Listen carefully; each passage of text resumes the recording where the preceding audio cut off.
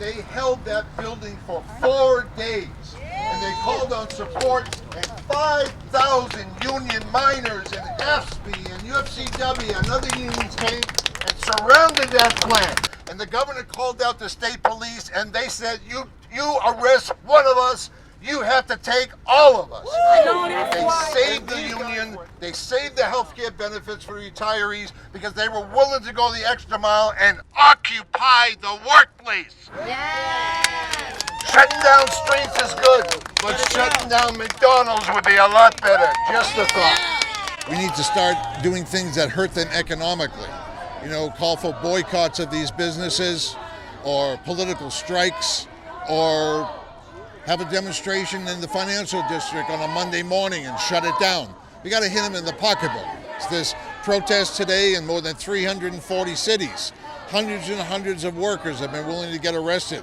I liked what you said about when we allow them to divide us, it weakens our cause, no matter what the cause is. Could you expand on that? Our message specifically to white workers, particularly white male workers, is that if you want to win anything, you're going to have a lot bigger army than what you can raise on your own. You need to join in with the black community, the Latino community, the Asian, Indian. You need to support their struggles if you hope them to support yours. None of us can do it alone. So, I mean, who am I? I swing a hammer for a living.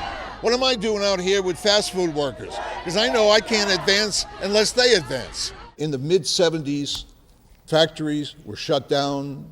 They were moved from the north to the south, then from the south to Mexico, then from Mexico to China. We went from a manufacturing-based economy where there were good union-paying jobs in industry to a service-based economy where most people earn the minimum wage or just above the minimum wage. At the same time, the demographics of the country have changed. It's much blacker and browner than it was back in the 60s. And this means the working class is much more mixed. And the divisions between people before, sometimes they're exacerbated because people are fighting for the same jobs, but sometimes they're strengthened because we're working next to each other. We're making the same wage, we got the same problems. What do we want? 15! When do we want it? Now! What do we want? We need $15 an hour. We cannot pay our bills on minimum wage. Without the employees, they wouldn't have what they have, so they need to take care of their employees. Employees should not have to worry about being homeless. They shouldn't have to worry about paying their bills. They shouldn't have to call in and say, I don't have gas for my car, I can't come into work today. If you give us enough money and raise minimum wage, we can take care of ourselves.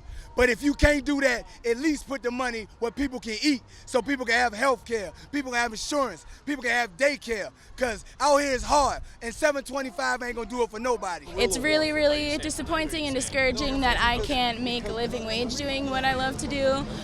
It's important work, it's valuable work. I take care of kids all day, every day. A white family that's dependent on food stamps, really they're going through the same financial struggles as a black family going through the same thing. Now, there's the racial issues that these white poor people don't have to go through.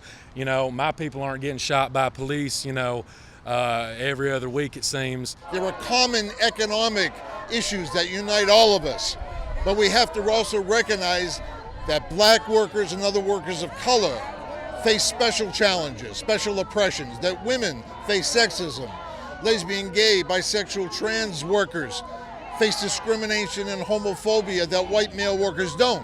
It's a union issue. Why? One, because any kind of discrimination is wrong, and two, because any kind of discrimination divides us.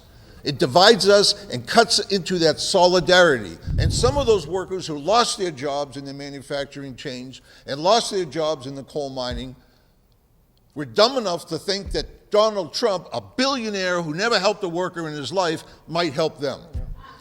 But why? Because the other side didn't offer them anything either. There has to be an alternative. It can't be the failed policies of the past, and it can't be a right-wing movement that only helps certain workers. Your demonstrations, rallies, protests, strikes, sit-downs, civil disobedience is showing another way. You're saying to the other workers in the country, join with us. We'll be stronger. We can win. We'll support your struggles, but you have to support ours.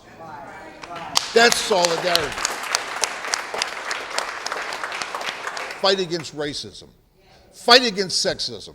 Fight against homophobia. Fight against the rich people walking off for all the profits of the country after we're the ones in the front line who make this engine run.